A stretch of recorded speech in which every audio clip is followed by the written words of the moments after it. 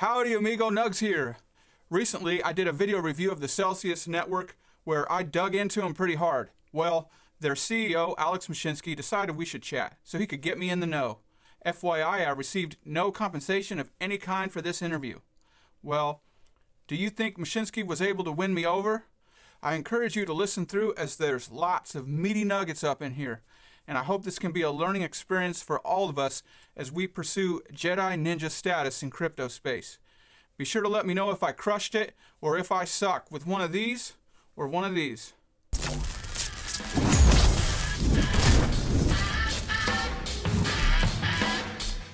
All right, what's up, Crypto Ninjas? We have here with me today Mr. Alex Mashinsky, a man who needs no introduction. He's a serial entrepreneur.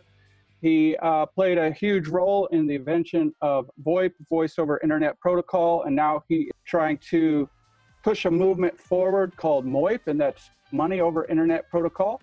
So I'm very excited to have him here with me. He, through Celsius, plans to bank the unbanked and unbank the banked. Is that right? Yes, I have another shirt that says Celsius Unbank Yourself. So you're right on the money on that one.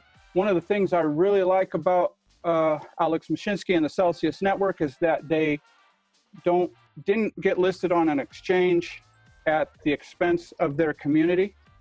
They refuse to do that when a lot of projects are thinking more short-term, more nearsighted. They just want to get on the exchange, and they're willing to compromise the best interests of their communities to do so. So I really like his integrity and his long-term vision in that aspect. And from what I've seen, as you can see in my other video, I've watched tons of Alex's interviews, and in my opinion, he does mean well. He has good intentions for the community, and he means to do what he's setting out to do here. So thank you for being here with me today.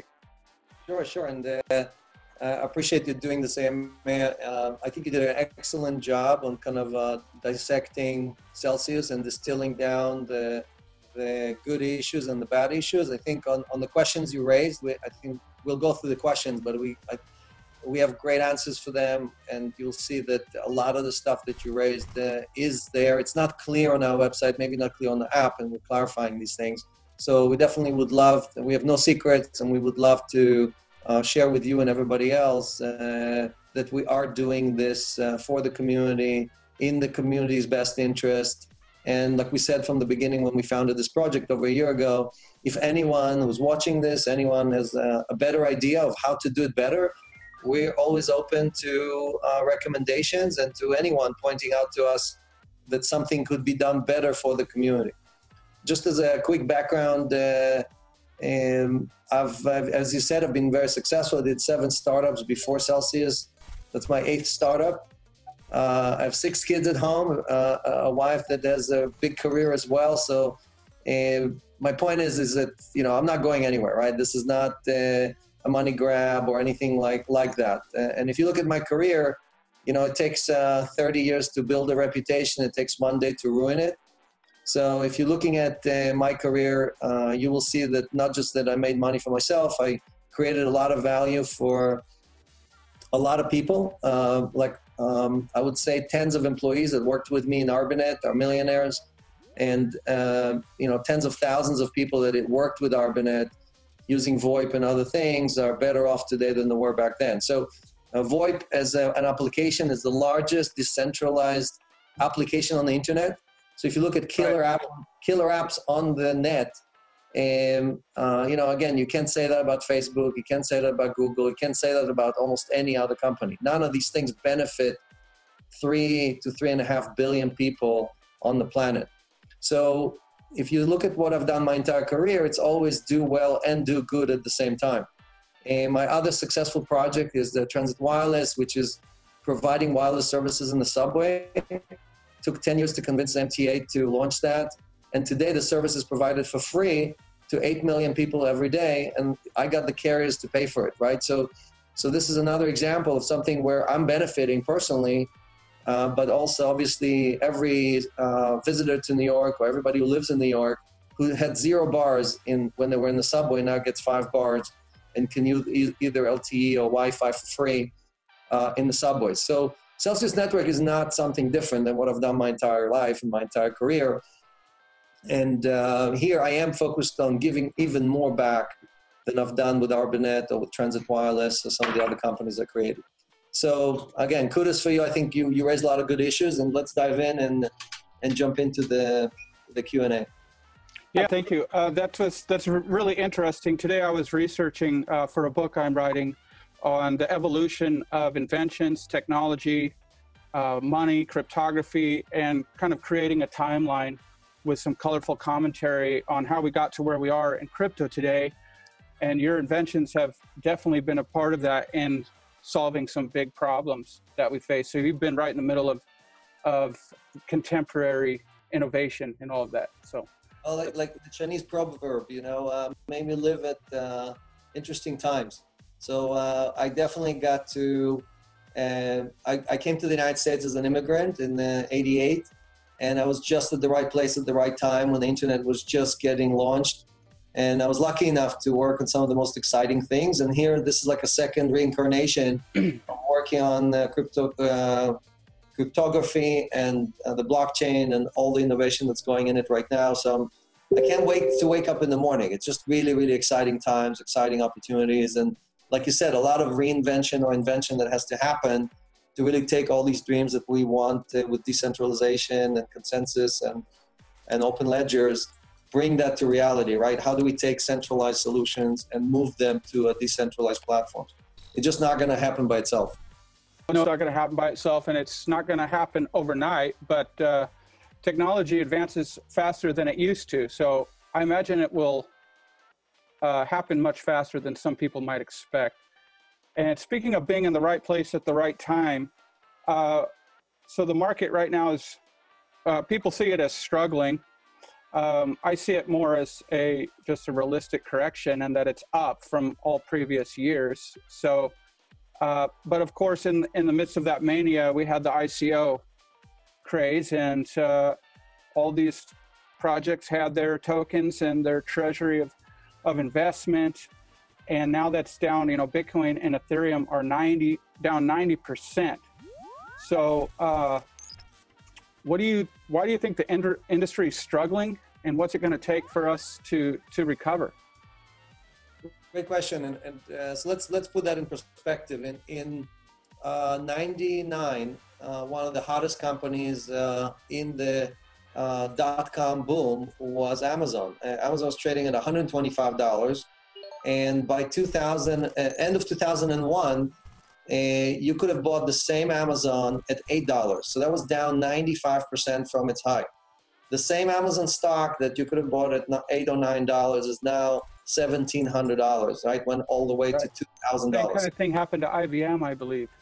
Right. So the issue is not what's the price of the stock, but rather, is it a good company or is it a bad company? And no one can predict when is a great time to get in, when is a bad time to get in. That's why I always recommend to people, just close their eyes, allocate the capital they're thinking they want to allocate to this new revolution, and then every week or once a month buy. I use, for example, an app called iBillionaire, which allows you to buy GBTC. I buy every week, and I buy a few $1,000s worth of it. It just takes the money out of my account and buys it at whatever price it is. Because no one knows what's a good time to get in, what's a good time to get out. Anyone that tells you they know when it is, they're just lying to you, and you should never listen to them. So now let me explain it in a different way. So if you think about the crypto as a relay race, you have basically four runners, right? The first runner in the relay race were the anarchists, right? So they took the baton and they decided to blow up the world. Their plan was, we're going to take this decentralization thing and we're going to blow up the world, right? With crypto currencies and the blockchain and everything else. And that didn't really work out the way they thought. They passed the baton to the libertarians who wanted to save the world using exactly the same tools, right? And the libertarians were at it. So the first wave, I would say the first 1 million people to join cryptocurrencies were all anarchists. The next 3 million or so were libertarians, and libertarians passed the baton to the speculators, right? So the last 3 or 4 years were all about speculators. And you had about 20 million speculators join in thinking, hey, we're going to make a killing, taking this Bitcoin at 2,000 or 3,000 and rounding it all the way to 20,000. And all we got to do is hand off the baton to the institutions, because they were the last runner. They were the guys that are supposed to take us to the moon. And if you think about it, and that's where they dropped the baton, right? The handoff between the speculator and the institution just never took place. So this drop of 90% that you're seeing is because the timing just wasn't right. The timing in the first 3 handoffs was perfect, right? And that's why you're seeing these waves of adoption that really took us to new highs and added a zero, right? And it was a 10x increase each time in the price as we grew the community. The difference is that here, we ran out of speculators. There's no more speculators to be, right? We kind of absorbed all of them. And if you think about institutions, there's maybe 200 institutions, there's 300 institutions that really matter. So it's not about, the plan wasn't to hand off these coins to the next 100 million people like Celsius is trying to do, but rather to hand it off to 200 or 300 institutions who are supposed to buy tremendous amount of Bitcoin and Ether and so on and keep these prices even higher.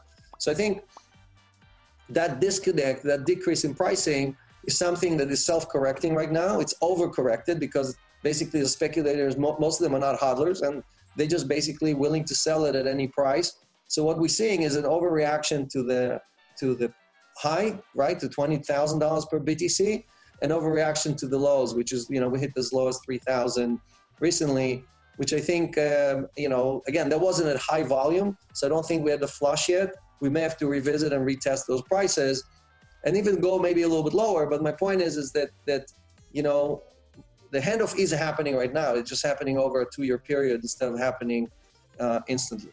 Well, a lot of people invested in these ICOs with these futuristic ideas and white papers and expected to get rich overnight. But for a unicorn, it takes a little time. I mean, give it a couple of years, Yeah, especially in a complex technology that has a lot of regulatory issues. Like the beauty of the first wave of the internet was that when I was doing VoIP, right, I had the Senate, I had all the international, almost every international, every foreign country agreeing that this is a good thing and they're not going to regulate it, they're not going to quash it, they're not going to tax it. So all these things happened in like 95. So when we kind of built the first gateway, the VoIP gateway protocol, and started taking traffic off the TDM network, off the monopolies like AT&T and KDD in Japan and Deutsche Telekom in Germany and so on, and moving it to alternate networks, we had zero resistance. I mean, the internet in the first 10 years added over 500 million users, right? When Netscape came out, when the browser came out, 100 million people downloaded it in 6 months. So we haven't had that Netscape moment in the crypto space. Think about it. Bitcoin just had its 10-year anniversary, and we only have something like 10 to 15 million active wallets, right, last year. So at the same time, if you look at Bloomberg just issued an article at the end of 18, beginning of 19, stating that we doubled the number of users, wallets that were created, right? So in 2018, we went from 16 million to over 30 million. So the number of wallets is going as a hockey stick, but still much less than the internet boom, 1/10 of the internet boom. But at the same time, the price action of the coins does not correspond to the GitHub commits, to the number of developers being added to all the different networks, or the number of wallets being created. And I think that will self-correct. If we're down 90%, you might as well hold on to what you got. It doesn't make any sense to sell it. That's right. And so let me put that a little bit in perspective, because I think it will help people understand things. So think about it this way. In 1994, right? A lot of your viewers probably weren't even born back then. And the entire internet was basically running on the phone networks. If you wanted to access the internet, you used your modem. The fastest modems were 9.6 kilobits, right? And and that was the speed. Like today, most people don't even know what's a kilobit. Like they use the terabits or bit. It takes you half a day to download a GIF. Right. So, but my point is that you use the phone network to access a server on the internet, and then you could basically slowly download data. So the internet was just an application on the phone network. And then as the network, the reason I got really excited about it and wrote some of the VoIP protocols and built the gateways was because I realized that the internet is going to grow 10,000 times bigger than the entire phone network, and then the phone network is just going to become an application on the internet. And most people thought that was the dumbest and craziest idea you can imagine. Just like today, when I'm telling people that the blockchain, which is just an application on the internet, is going to become 100 or 1,000 times bigger than the entire internet, and the internet is going to become an application. If you put it in perspective, if you basically explain to people that the entire phone network, okay, what we used to have as the entire global phone network is less than 1% of the internet today, right? Because right. Video takes 70% of the internet, we didn't have that. So voice is just 1% of the entire internet usage, right? 1% of the entire internet use. So if you think the amount of computing power and communication that we need to run the blockchain, that basically creates all this innovation, and it allows for us to have quantum computing and all the other innovations that we're talking about. But then the internet is just going to become an application on the blockchain, right? And that's how we can reinvent Facebook, reinvent Google, reinvent all these companies as decentralized applications on the blockchain. So we are just in the beginning. This is the first inning of that transition. Again, for me, it's like 94, 95. It's not even 99, right? It's very early on, and the price movement at that time means nothing. Yeah, because of what's happened this last year, a lot of crypto OGs or whatnot, they tend to criticize ICOs and they kind of make fun of companies for wanting to disrupt all these things. But why? They are going to disrupt them, and maybe not the first movers, but somebody's going to. And so you mentioned timing, being in the right place at the right time. So do you think a lot of these projects are just a little too early? I wrote a Medium article about this a year ago, comparing this ICO boom to a Cambrian explosion, right? That's what nature did, right? Nature kind of figured out that you can take a multi-cell configuration and really create any kind of animal out of it, right? And there were tens of thousands of different experiments. The same way, I think we had about 5,000 different ICOs or different experiments of what is the right decentralized project, right? What is the right way to innovate in this environment? So the question is really, the issue is that no one knows what the answer is. And I think we need that innovation, we need that experimentation to figure out what sticks and what doesn't stick, what people want to use, what they don't want to use. So did we go too far? Did we try too much? In innovation, there is no such thing, right? Because no one can... It opened the doors to prepare the way. So just like nature experiments in the weirdest things, and you see the weirdest animal that you don't think should exist, yet they make their way and find their way in nature. The same way with technology, no one really knows what's the next big thing. And anyone, again, just like anyone who knows pricing or anyone, I'm old enough to tell you that no one knows what's the next big thing and when it's going to come and so on. So this experimentation, it's the same thing we've done during the internet boom, 95 to 99, where we created hundreds and hundreds of internet companies that blew up. And we got out of it great companies like Netflix and Amazon and Google and so on. So I think here, there's going to be, again, we only got 4 or 5 great companies out of the entire internet boom.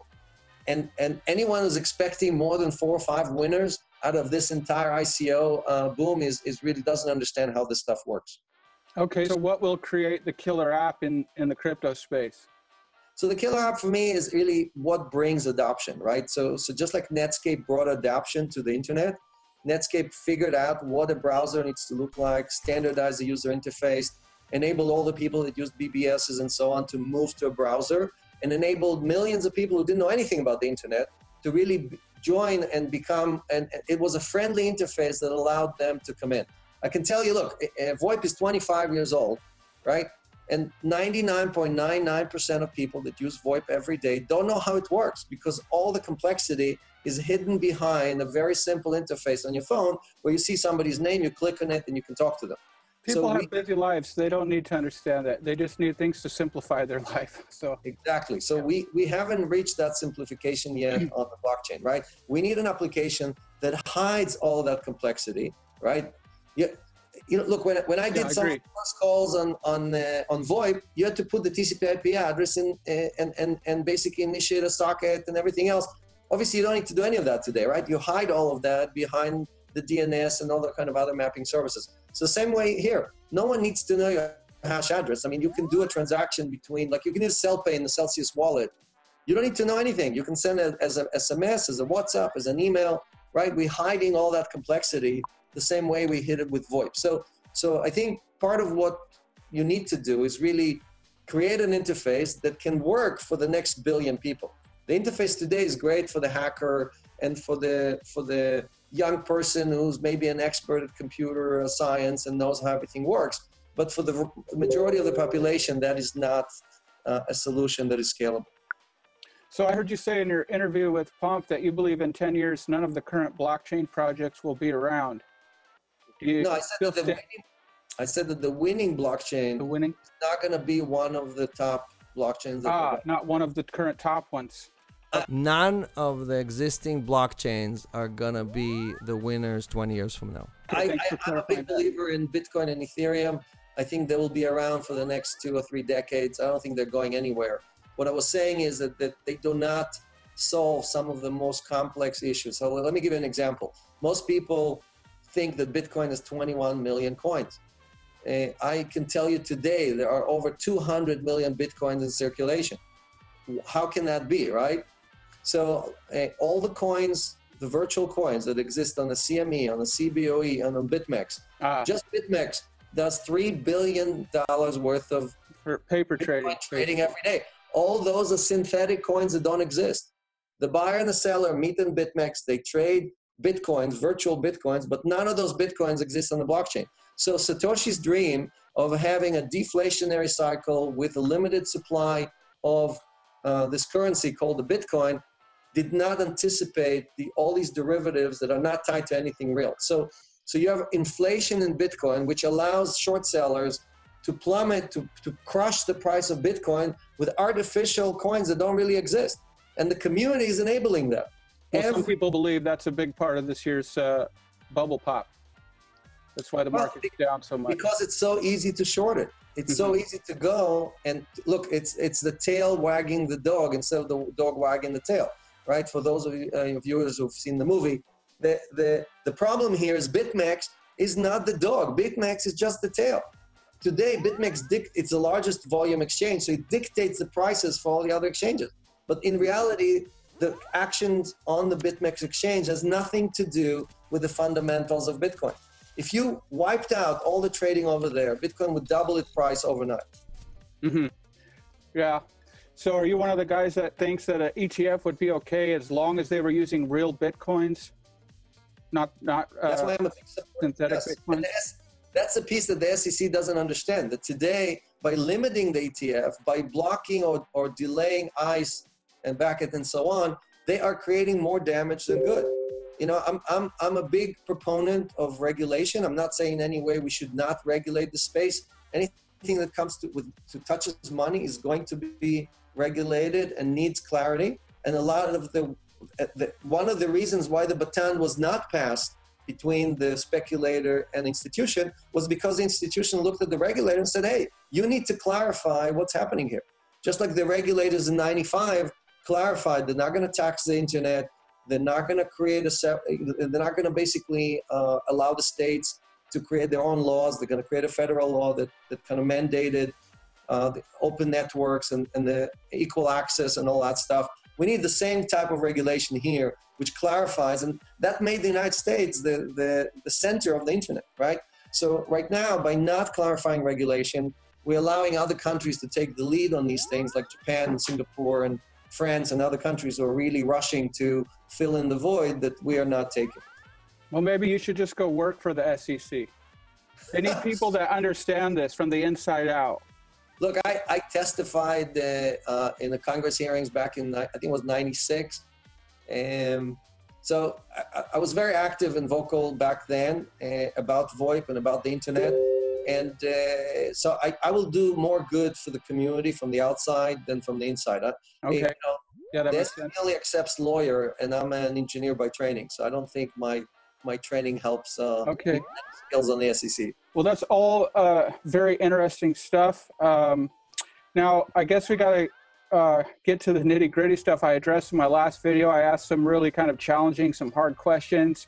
So I have a tremendous amount of respect for you. I'm not trying to attack you personally, But as a student of the space, as an educator in the space, I want to figure out what kind of questions are we supposed to be asking projects, and help kind of be an example to that for other people.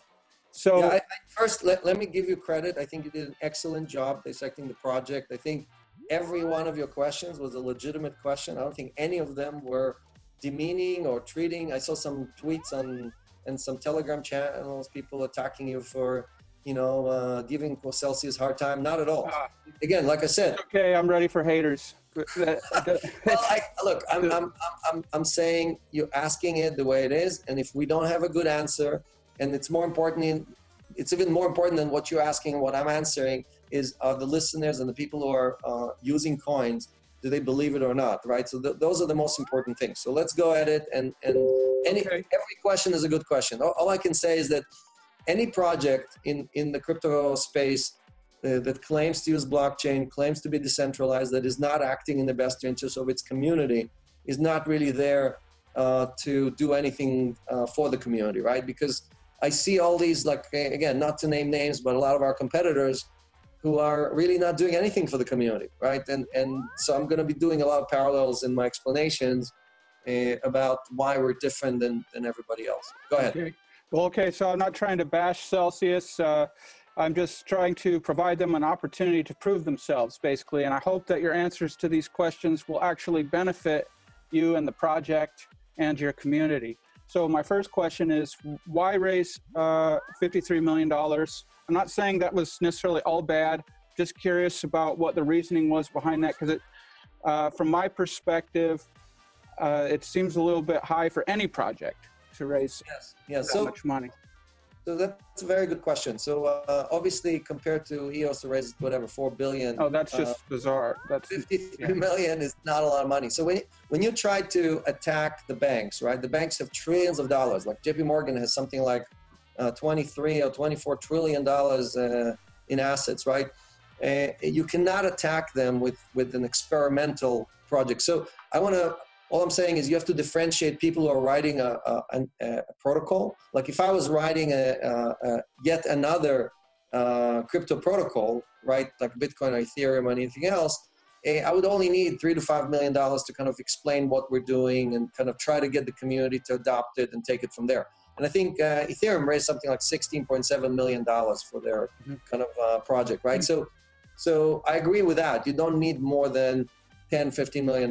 But when you're trying to create a service that's supposed to provide a new financial institution, a new financial solution to several billion people on this planet, and we're starting our first goal is 100 million, you can't do that if you don't have enough capital, right? You just can't, just the legal bills of us talking to lawyers and trying to figure out what we're allowed and not allowed to do is in the hundreds of thousands of dollars. So I think the community trusting us with this much money is something that is giving us enough time and enough of an opportunity to prove ourselves and deliver value to the community. Again, Celsius also has, Celsius also has a revenue stream from the borrowing. Unlike most projects, we have a revenue stream. And again, unlike most projects, most of that revenue that we have is going back to the community, right? So if you look at Nexo or Salt or some of the other projects that received the same amount of funding we did, more or less, right? Nexo raised over 50 million. Salt, I think, raised over 35 million. They take all their revenues and they give it back to their shareholders, just like JP Morgan. JP Morgan takes the interest payments from their customers on their credit cards and on their mortgages and gives it as dividends and distributions to their shareholders. We take all of those and give it back to the community, right? So that is a huge differentiator. That is the biggest and most important differentiator. So besides the fact, we also charge half of what Salt and Nexo charge on these loans. So we charge less, and whatever we earn, 80% of that goes back to the community. So you're separating yourself from the greedy projects or the money grabs. And so what would you say for people in the space who are researching these projects? I mean, the projects put a pie graph on their website of how they're using the funds, but I mean, that's just a pie graph. So what level of transparency is there, or what kind of questions do you think it's reasonable for communities to ask projects, not just yours? Right. So let's dissect. Let's take Nexo, for example. Nexo supposedly did an ICO, but really it wasn't an ICO. They only did a pre-sale, and they never did an ICO. So they have, I think, something like less than 10 shareholders who bought all the tokens, right? Who just received, when Nexo announced that they did $1 million dividend distribution, all of that went to these 5 or 6 shareholders, right? So they took the money from the community. They didn't buy any coins with it, right? They took terrible distribution model. And they distributed. When Celsius received dollars as interest payment, we used those dollars to buy coins, meaning we are supporting the community, not extracting value out of the community, right? But most of your community was accredited investors. And since not at all. No. We have over 1,500 people who participated in the ICO. Only 11 of them were accredited investors. We did not include, in our Reg D, in our filing with the SEC, we listed 11 people, or we said we only have 11 names. So most of the community, and again, unlike every other project, I'll give you an example. Sold gave more than half of their tokens to VCs and big investors who got 50, 60, 70. I know one guy who got 90% discount on his sold tokens. It's a game. Right? It's nonsense. But it's crazy, right? So that's why they rushed to list. They rushed to list all these guys. I'm not just talking about Sold. Everybody rushed to list as fast as possible because they wanted to give the pop to those early investors. If you're really trying to build a community, and if you're trying to bring 100 million people into it, why screw all your people by letting... Those projects won't last, and those people will earn a name for themselves. And right. When you mentioned before that we waited to go list on any exchanges, it was because we're protecting the community, because we didn't want to pay Binance $3 million listing fees with our precious community dollars that they gave us to build the project. We rather build the project first, build a product, accept revenues, show distributions, right? We only distribute in BTC and ETH and Litecoin and so on, in kind, right? So you deposit BTC, we give you more BTC. We never give it, right? So we're always buying coins. We're supporting increase in pricing because we're constantly in the market buying more and more coins. So all these things are things that are hidden. I agree with you 100%. You pointed a lot of issues that we need to clarify much better and show much better, both on our website and in our app. And I can tell you my talk with my team this morning was all about that. It was about us clarifying and identifying more and more things, showing how we're doing it in the best interest of the community. That would be great. I mean, there's projects now and they don't even update their community. They show up after 6 weeks of practically saying nothing and they say, oh, sorry, we've been so quiet, but here's a blog post. And I just don't think in this space that's not going to work. We've sent a weekly email since we launched. We've issued a weekly payment, right, interest payment every week since we launched. We haven't missed a day. So we are very open, very transparent with our community. Our number of token holders, if you go on IDEX and look at how many people to hold sell, is now over 5,000, right? If you add the people that already had it, plus the 4,000 or so who traded on IDEX. Our number of registered users is over 15,000. We're adding close to $1 million a day in deposits, right? We have over 50 million on deposit right now. And as I mentioned, if you want to scoop, we've done over $800 million worth of lending to date in 6 months. That's more than all of our competitors put together. Damn, Daniel. So we're creating a lot of value for the community. So one of your questions in your video was, well, aren't you promoting the decrease in pricing by enabling short selling? Which is a great question because a lot of people don't understand that. So first, we're doing 3 or 4 different things. So let's dissect that down. When somebody comes to us and says, here's my Bitcoin, give me $1 loan, and I'll pay you $1 interest, that has nothing to do with shorting or anything like that, right? So we take those dollars, we convert them into Bitcoin, we do a proof of stake, so we look at who staked BTC with us, and we distribute those dollars every week based on the earnings we had for the previous week to the entire community pro rata. So when we publish a rate like right now, 5.1% per year income on BTC, that represents what we are earning on those Bitcoins. Some of those Bitcoins are deployed as loans, right? So we issuing dollar loans against the Bitcoin, and some of them are lent out to short sellers.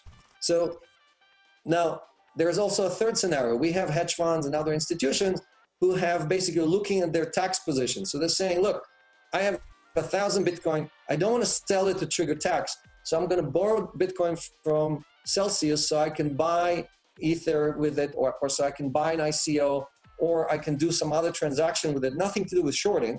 But I don't want to affect I will provide my Bitcoin as collateral, but I will be borrowing Bitcoin from Celsius, 1 for 1, right?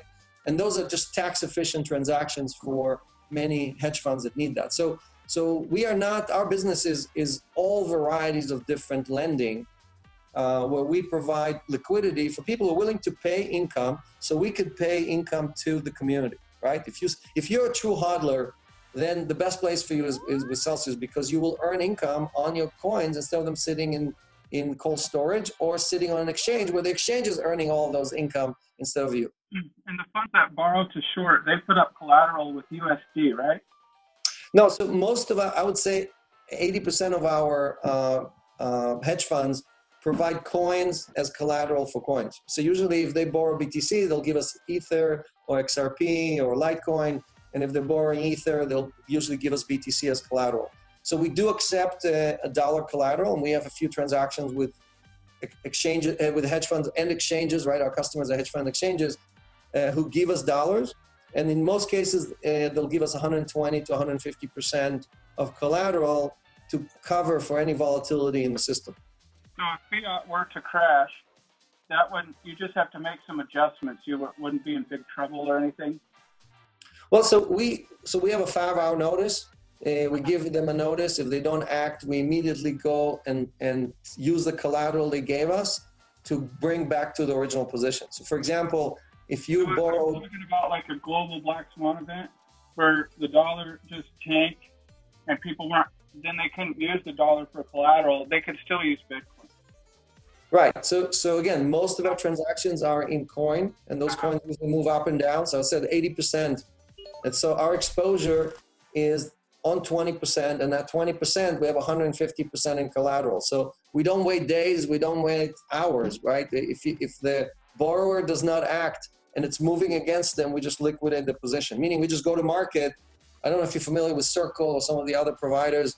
You get an instant quote, and you can do a transaction of 10, 20, $50 million instantly. So it's not like we are buying it over 3 days, right? We have an instant liquidation of the asset, in this case, dollars, back into BTC or back into ETH, and to protect the community, right? So our job, Celsius' job, is really to represent the best interests of the community, always represent the best interests of the community, to collect from outside parties like hedge funds and exchanges as much income as possible and distribute as much as possible back to the community. We do keep some of it. Yeah, I've heard that several times, and I mean, no offense, but I mean, we're not supposed to just take people's word for it. So like, I didn't see anything about it in the white paper. I was looking for like an explanation of how liquidation happens, or if people default on a loan, what happens. I couldn't find anything anywhere. Right. So all the T's and C's are in the agreement when you sign up for us. So for example, if you go on our website as an institution, you have to sign up to read that. Yeah, so you need to actually sign up for a loan to read that. Publicly available, and there are hundreds of people who read it and signed up for it. If you go on our website, it says For Business on the upper right side, and if you click on it, it takes you through it, through the application, through the T's and C's, and onboards you as a customer, in this case, an institutional customer, in which you're accepting those terms and conditions. And there, it clearly states all the things we just mentioned, right? So we are always acting on behalf of the depositors, not like, again, banks are not your friend. When you give a bank your money, they're not acting in your best interest. There's a single bank in the world that can look you in the face and tell you, I am acting in your best interest, right? Their job is to extract as much as possible out of you. That's why when you give the bank your money, right, when you make a deposit, they give you an IOU. It's not even, you think it's a deposit, but all it is an IOU. They give you a piece of paper that says, I owe you this money back, and I'll pay you 1% on it per year. And they immediately turn around and lend me your money. It's not their money, it's your money. They lend it to me on my credit card at 25%. So they keep 90% of the value, right? Or 95% of the value. No, I understand. Yeah. Without anything. Now, My friend. if you call JP Morgan and you say, hey, I want to look at your books. I want to see how many loans without collateral did you do? How many deals did you do where you risk my money, my deposited money for all kind of crazy deals that can blow up and with leverage of 10 to 1 with fractional reserves and everything else? None of the banks will show you that. So Celsius committed several times, and I'm telling you it's coming in 2019. We committed to have full transparency for all deposits, all withdrawals, all loans, to show everybody what is the activity. We're going to be the first global institution, and that is what we're using the blockchain for. When people are asking us, well, how you're not a blockchain yourself, what are you using the blockchain for? We are using the blockchain to create full transparency, which never existed with any financial institution. So when back in the days where every note was backed by gold before the 1971, no one had to worry about it because you knew that by law, no bank could issue you a note without gold being behind it, right? But because we went off the gold standard and now we're all running on fiat currencies, fiat currency means it's backed by trust. It's not backed by anything else, right? It's just a piece of paper. It's an IOU from the bank, and the bank is an IOU from the government. It was like $50 for $20 worth of gold eventually.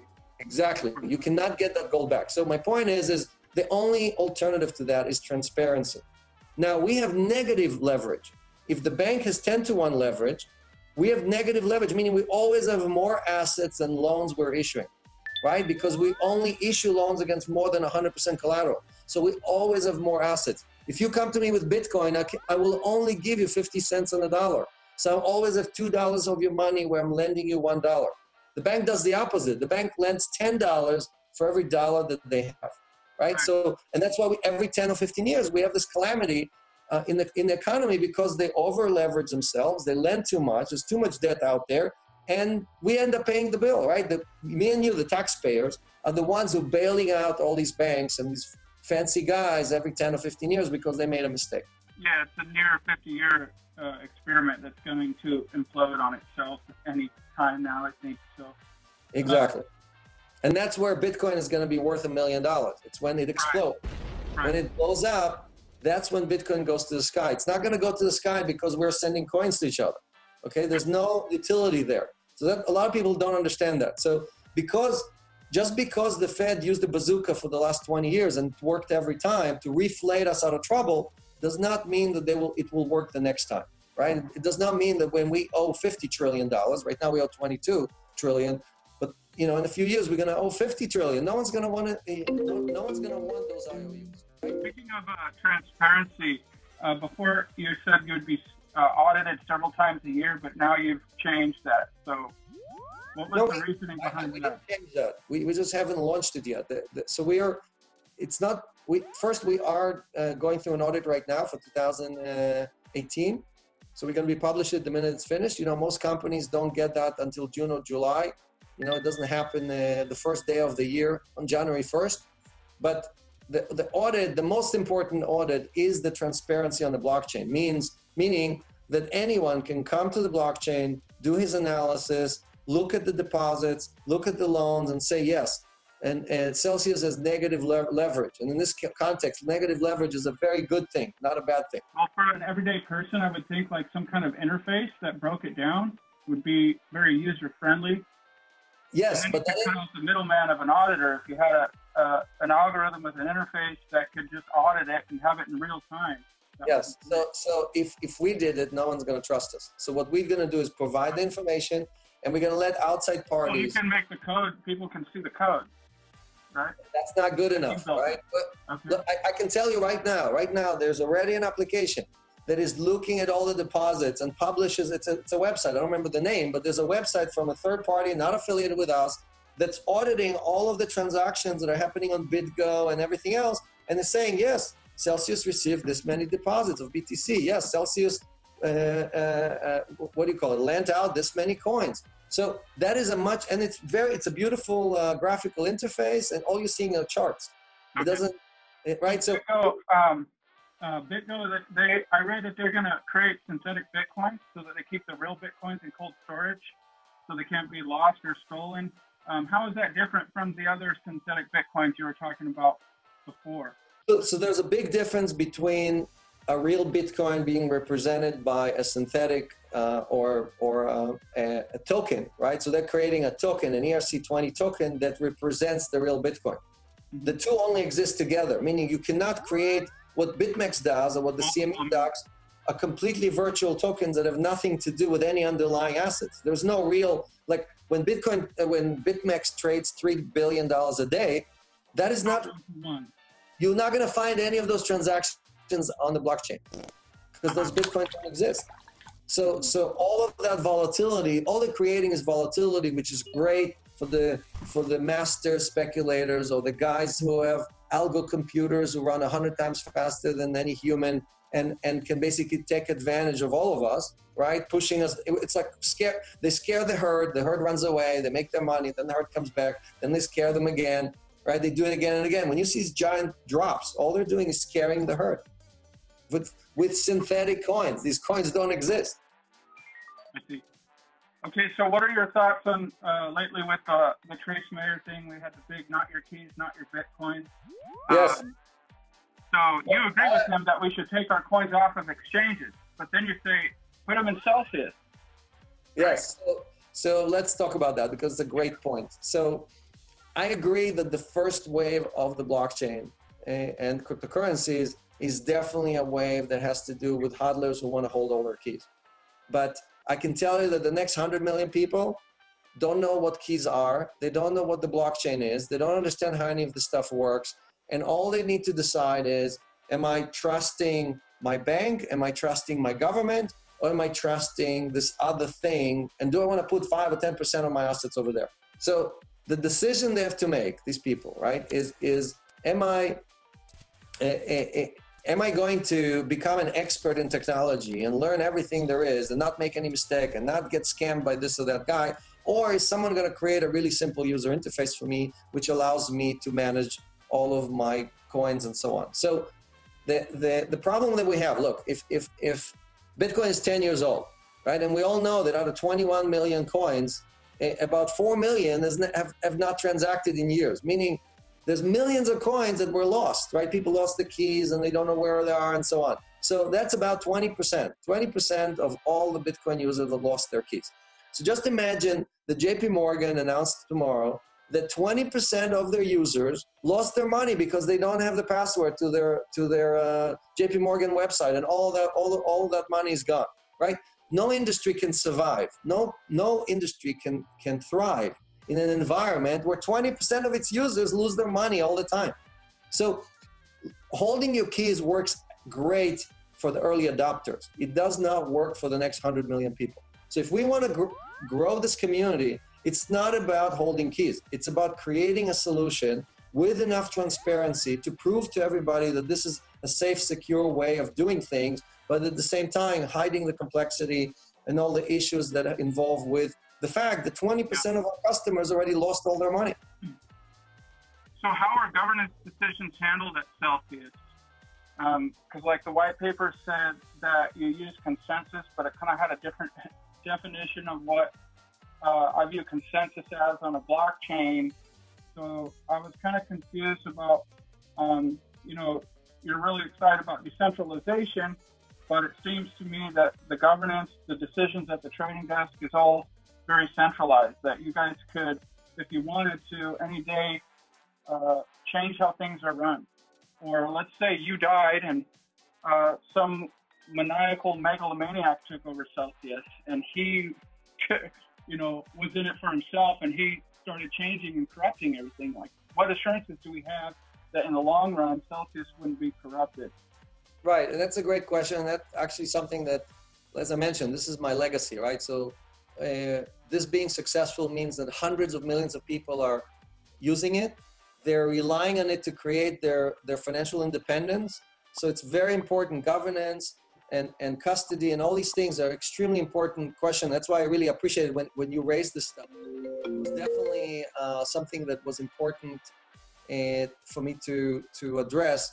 So we wrote in a white paper that basically we will have, I think, 35% of the decision making of the votes and that 65% will come from the community. And we invited all of our community members once a year to submit all their suggestions. As I talked to you in the beginning of the show, anyone who has a suggestion on how we can do things better on behalf of the community, those things are going to be voted in.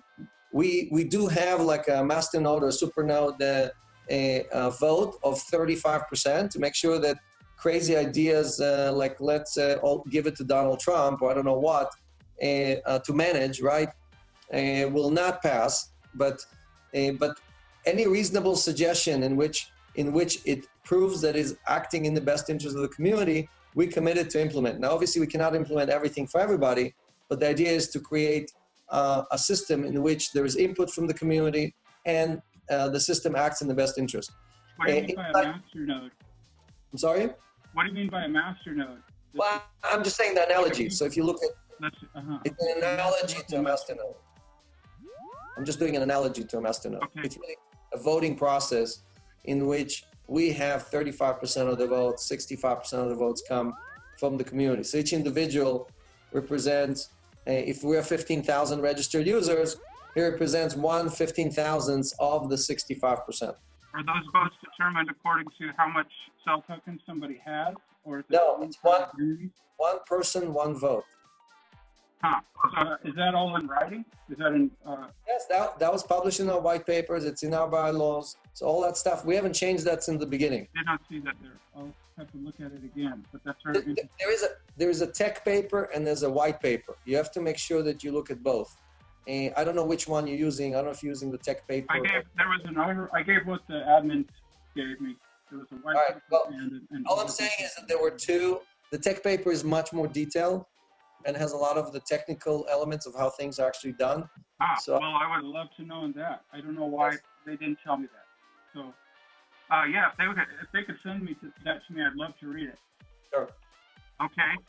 So, we've covered most of my questions, but there's a few more. Why is cell token not a security? Was it originally planned so that people could collect interest in cells? And was that changed? No, so let's take, I mean, I know the SEC thinks that everything is a security, to a hammer. Well, people say that. I don't know that they... Clayton, the commissioner of the SEC, out there. I'm quoting... They're not that stupid. I'm quoting the commissioner of the SEC. Okay.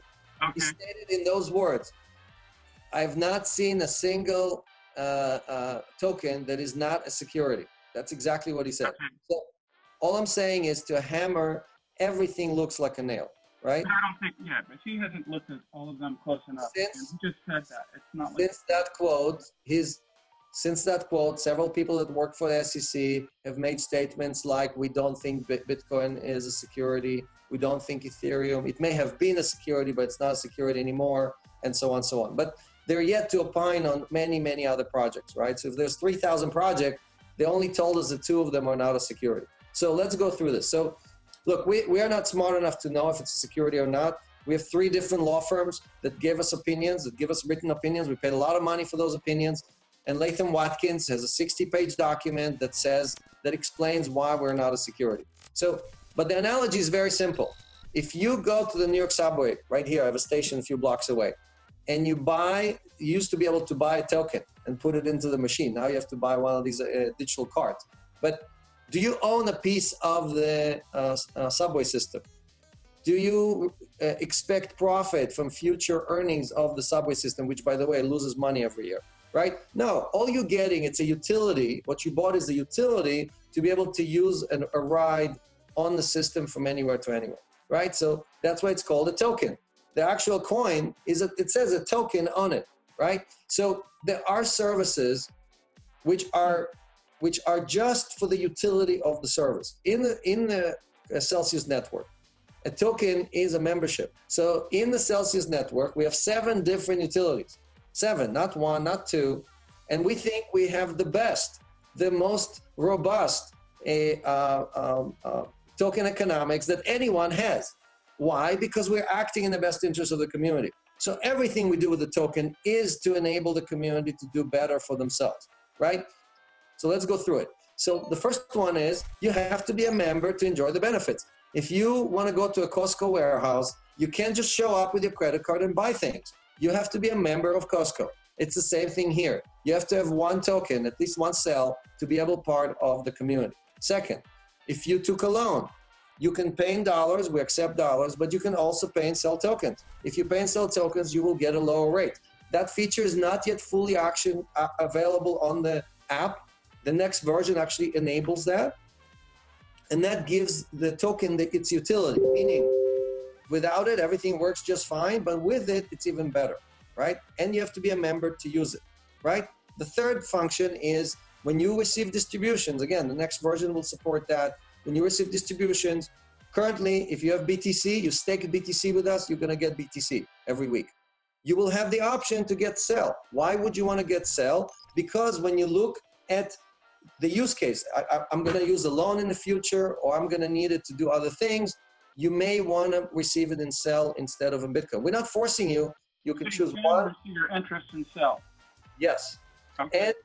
and you will be able to use that sell to send it to other people. So for example, one of the most important services in our community, I don't know if you used our app, but when you download the app and you make a deposit, you can send the Bitcoin or the Ethereum or the sell to anyone on the planet. Mostly people that do not have a wallet, do not know what Bitcoin or cryptocurrency is.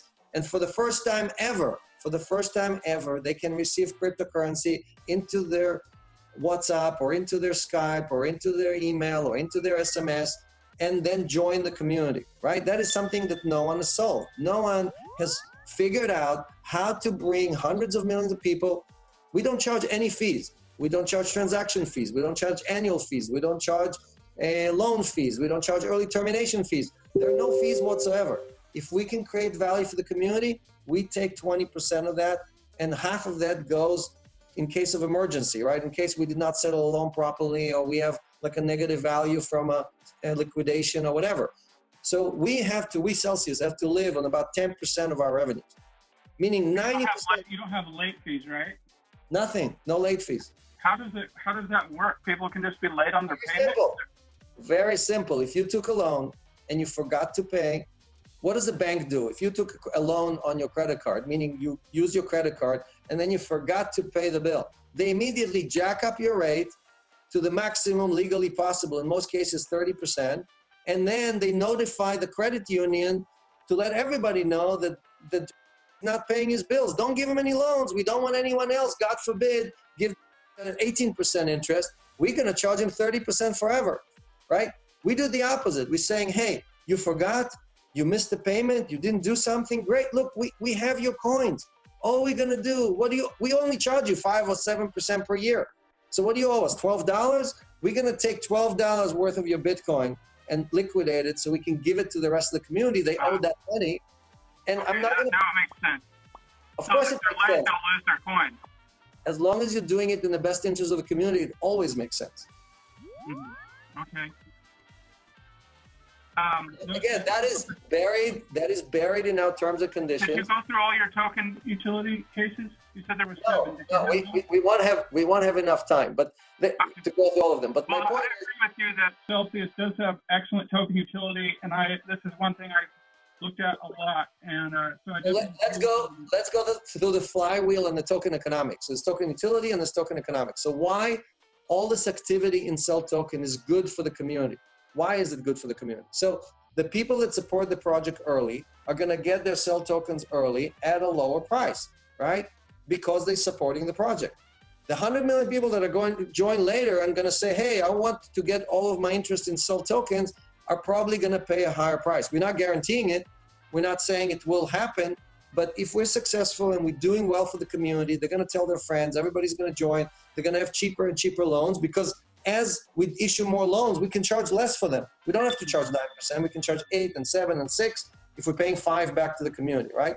And so on, so on. So the bigger the community, the more benefit it is.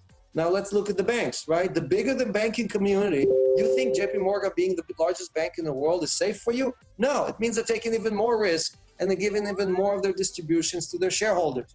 Did you receive interest or any kind of thank you from your bank at the end of the year, right? I mean, it's just crazy. So So all we're doing is we're taking the value that people and banks make on your money, and instead of giving it to the rich people and the shareholders and so on, we're giving it back to the people who actually gave the money in the first place.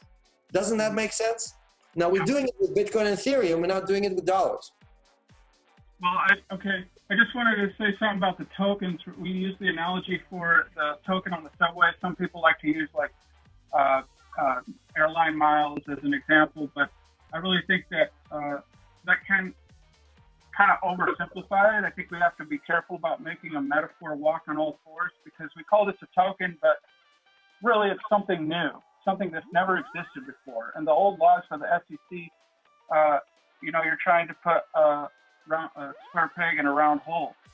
And they need new laws. They need a robust understanding of these things. And that's really what I think needs to happen. Because, yeah, we call it a token, but it's not what we traditionally think of as a token. It's a new thing altogether. So I agree with it. Yes. Those are my thoughts on that. So is there any chance Celsius might provide loans on credit in the future? Because that's a big part of banking. People be able to get a loan for a car or a loan for a house. Is there any chance Celsius might be able to do something like that, or would that not work? So the answer is yes, but let's dissect this down. So today, we do the things that are the least risky for the community. When we give dollar loans against 2 times collateral, that is not risky, right? That is just, again, there's no reason why Salt and Nexo and BlockFi charge you 18 or 20 or 22%. An asset-backed loan should be single digits. That's what we promised in our white paper, and that's what we're doing, right? All of our loans are single digits, not 5 to 9%. So when you can tokenize a house, when you can tokenize a car, meaning you can take your title and put it on the blockchain, and we can basically collect that as an asset or use that as an asset, then we can lend to people against those assets, right? So we can give them a mortgage, we can give them a car loan, we can give them all kind of other stuff. So we are waiting for these assets to be tokenized, and when they're tokenized, we can automatically accept them in our platform. So we're not going to go and expand our system to help the centralized world. We're going to wait for the centralized world to become decentralized. And as many other ICOs solve those problems, we're just going to partner with them to integrate. And we have these requests every day. Every day we have a startup, a company that comes to us and says, Celsius, you guys are doing great. You have a great brand. People love you. People are talking about you all the time. Can we get access to your community? Look, we're going to put this or that service on the blockchain. Can we get access to your community? Just like people who have excellent orange juice show up to Costco and say, hey, you guys have millions of users. Can we put our orange juice in your warehouse? So our job is to curate the best services, the best exchanges, the best partners, the best things, and put them in the wallet. What you're going to see in our wallet is always going to be people who are acting in your best interest. You're not going to have to worry about what they do, because we've done all of the diligence. Just like when you walk to a Costco warehouse, you don't have to check the price, you don't have to check the quality. You know those guys have done an excellent job of curating the best products at the best price. Okay, so you said you have 3 different types of loans that are going out for 3 different types of revenue streams, but the rates, lenders are going to get a better rate when funds want to short, right? Because they're going to want to. So my question is, in a bull market, would rates go down? Would rates for the lenders go down in a bull market? You'd be surprised that in a bull market, people want to short even more. So what people short when there's volatility, not necessarily when prices going up or down. There was a lot of shorting when the prices were going down because there's volatility. And there's a lot of trend trading. That's trading against the trend. But yes, they're still going to do that. I agree. The higher the price, the more people want to short. That's how it works, right? So we don't choose winners and losers. We don't choose the blockchains that win. We don't choose the hedge funds that win. Our job is to extract as much out of them as possible. My dream is that we could charge all these hedge funds 25% to borrow the coins, right? And if we can collect enough coins off exchanges who are also lending against us, right? There are exchanges who lend the same coins at rates lower than us. But if people remove those coins from there and put them in Celsius, then we can charge even more because the hedge funds will not have another choice, right? So if people stop trading on BitMEX, we can charge even more, right? So our job is to collect, to hodl as much in BTC and ETH and other coins as possible and charge as much as possible. If no one wants to short, great, prices are going up, everybody's happy, everybody's hodling. Right. But they're just putting their coins there and kind of hoping. I mean, because conditions can change, and you guys can basically change the rates. We've consistently paid the highest rates in the last 7 months. There hasn't been a time where you could take your coins, put them somewhere else, and earn more than you're earning on Celsius. Yeah, but these are just the beginnings. I'm just saying. We did 10 times more than all of our competitors put together. Things basically are changed dependent on what your trading desk is doing, right? They can be changed any day. The rates can change any day, depending on what deals the trading desk is getting or what the market is doing. We change the rates every Monday, once a week. So the rate we publish on Monday represents the earning for the previous week. So that's locked in. We can't change it, right? And we wait a week, we see what happens. Sometimes we raise the rate, sometimes we lower the rate. For example, recently we lowered the rate on Ether, but we raised the rate on BTC, right? And so on. So that's fine. I'm just saying that requires trust in a middleman. And when we publish all of that to the blockchain, look, it's a smart contract. I'm not doing it manually, right? The distribution happens in a smart contract. We couldn't do it in the distribution, yeah, but not the earning is the same way. The earnings. The negotiations are. There's no negotiation. We publish rate. People either buy it or they don't buy it. They either give us collateral or they don't give us collateral. So there's no. We don't. It's not like me and you. So that rate is actually determined by a smart contract. And by an API. This is all electronic. We've done 70,000 transactions. Okay? Well, that's what I was asking. That's what I wanted. So if you go on our website and you click on For Business on the upper right side, one is onboarding, which is the questions you're asking about, what are the T's and C's. The second one is the API link. Anyone can go on board and then go to the API and start trading by depositing collateral and extracting the coins that they need, right? So the system is a matching of all the supply with all the demand. So again, we publish a weekly rate.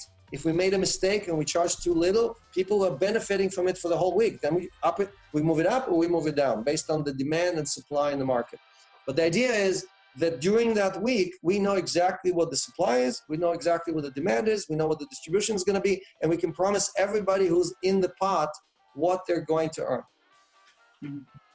So it's a beautiful model, which again, I wish that if the banks did that, I wouldn't be able to offer this because they would be doing what they're supposed to be doing for their community of depositors. But they don't act on the behalf of the depositor.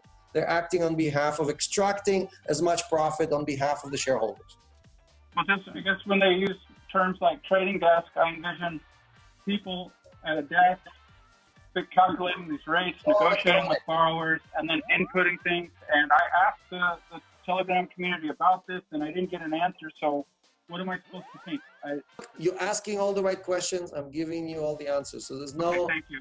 This is going long. I just two more quick questions, if you don't mind. What are your plans for marketing to the unbanked? So I think you saw us publish that we partnered with the UN.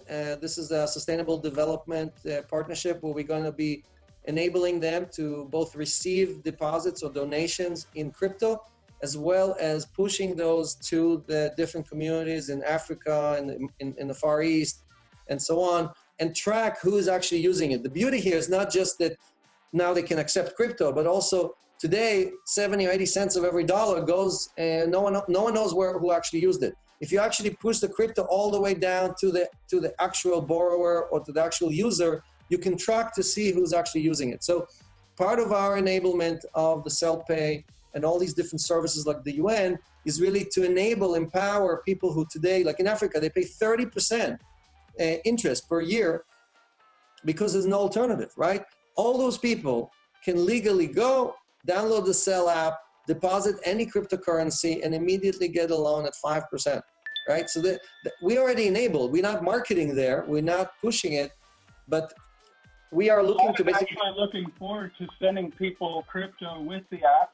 That's one thing that I teach people to do is just send people some crypto, and to do it through the Celsius app would be a really awesome, easy way to do it. And I just wanted to be sure about Celsius first.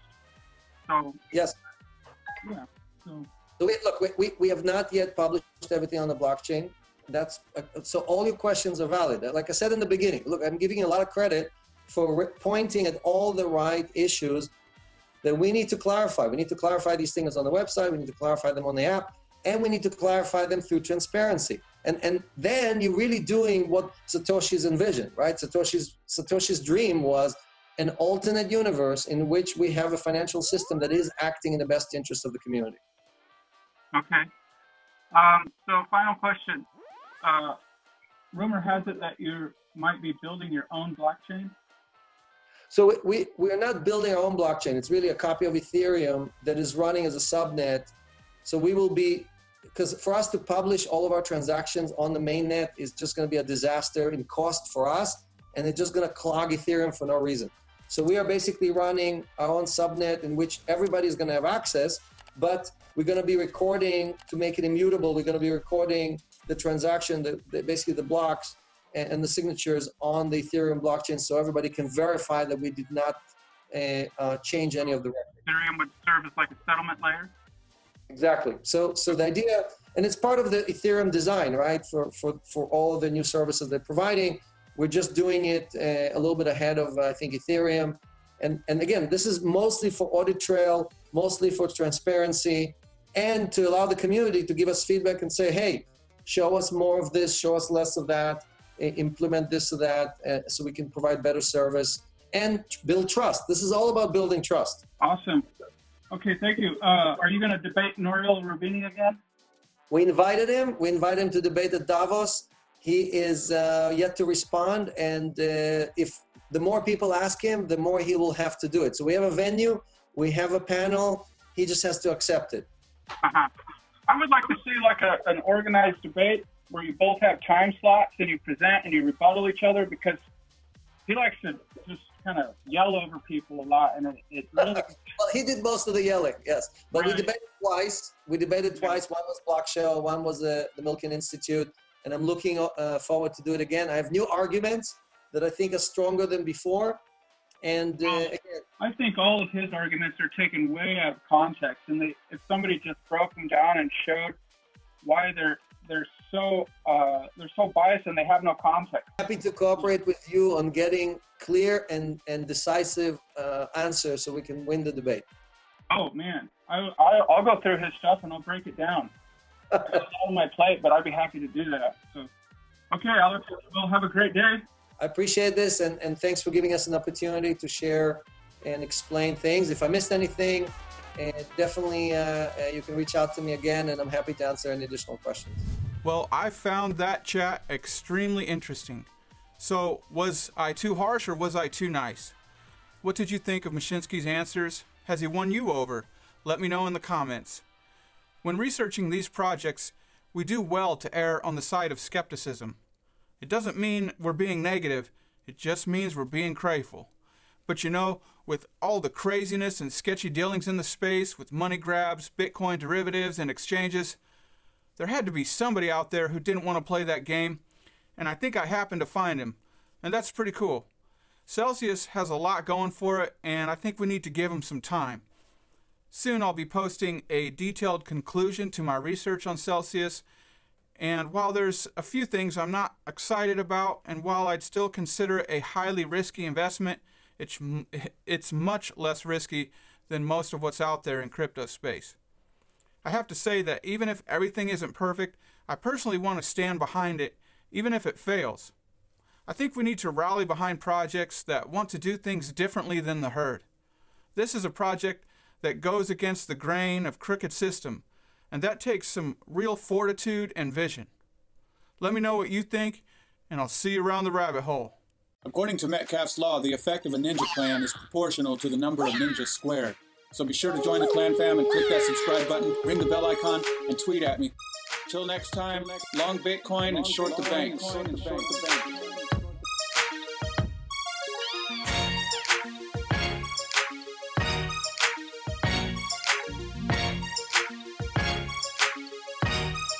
This video was produced strictly for my ninjas.